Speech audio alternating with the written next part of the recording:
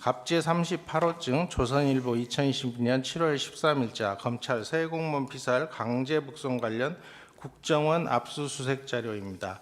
이 보도 자료에는 2022년 10월 14일 직무유기, 감사원법 위반 등 혐의가 있는 총 20명에 대해 검찰에 수사 요청하였다라고 밝히고 있는데 7월 13일 언론 보도를 보면 감사원이 수사 요청 3개월 전인 7월경에 검찰이 이미 수사에 착수한 것으로 보입니다.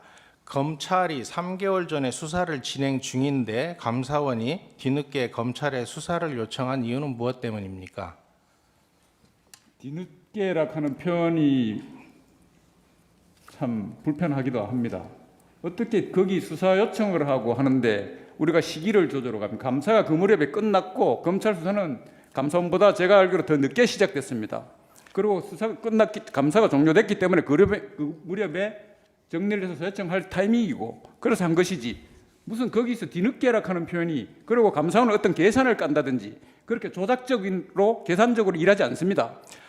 혹시 2022년 10월 13일 이 보도자료를 배포한 날 서욱 전 국방부 장관이 서울중앙지방검찰청에 소환되어 피고발인 조사를 받았는데 그것과 관련은 없습니까? 저는 그 당시에는 그분이 소환됐는지 신경 쓸 겨를도 없었고 관심도 없었습니다.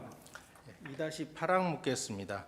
갑제 39호증 2022년도 국정감사 법제 사법위원회 회의록입니다. 2022년 10월 24일 국회의 감사원에 대한 국정감사에서 박주민 의원이 서해 공무원 비격 사건 감사도 끝나기 한참 전에 나온 보도자료인데 10월 3일 배포된 보도자료에 수사 요청을 할 것이다 라고 기재되어 있다라는 취지로 발언이 되어 있습니다. 10월 3일경에 수사 요청을 할 것이라고 보도자료를 낸 사실이 있습니까? 저는 그 보도자료에 대해서 기억나지 않고 이번 이 증인신문 공부를 준비를 하면서 처음 안 것으로 제가 기억을 합니다. 예. 그럼 10월 3일에 그리고 보도자료는 덧붙여 설명을 드리자면 그렇게 한 것은 감사원에서 아마도 이 사건의 중대성, 공익적 목적, 대국민적 관심사, 범죄 혐의, 사실, 관계 등을 종합적으로 판단해서 그리고 외부적 관심이 컸기 때문에 자꾸 언론의 어떤 목소리나 요구나 이런 것들이 있기 때문에 감사원에서는 아마 그런 것을 좀 저거하기 위해서 미리 어떤 궁금증을 풀어주기 위한 차원이 아니었나라고 저는 판단을 하고 생각을 합니다.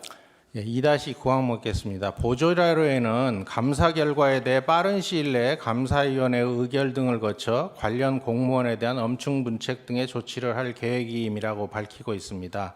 감사위원회 의결을 거친 후에 언론 보도를 하지 못할 만큼 서둘러 보도자료를 배포해야 할 이유가 있었습니까?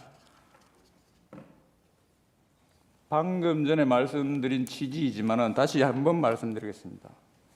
이는 이 서해 피살 공무원 감사가 그 어느 감사보다도 국민적 관심이 큰 사항이었고 국민의 생명과 안전을 최우선시해야 할 국가가 그 기능을 제대로 수행하지 않고 오히려 자기네들이 확보한 정보, 사실관계, 내용을 왜곡, 은폐, 조작한 사건으로 국가가 헌법에 명시된 국민의 존엄과 가치를 세워주지 못하고 오히려 무너뜨리고 묵살하였는 바 이를 국민에게 소상히 알릴 필요가 있고 무너진 안보기강 확립을 통해 다시는 이런 일이 재발하지 않도록 공익적 목적에서 중간 발표를 해야 되고 이는 감사원이 헌법에서 부여한 국민적 책임이요 소명이요 당연히 해야 될 역할입니다. 증인이 증언을 하고 있지 않고 지금 자신이 하고 싶은 말을 기재해 와가지고 지금 낭독을 하고 있습니다. 이건 신성한 헌법재판장을 지금 모독하고 있는 것으로 보입니다.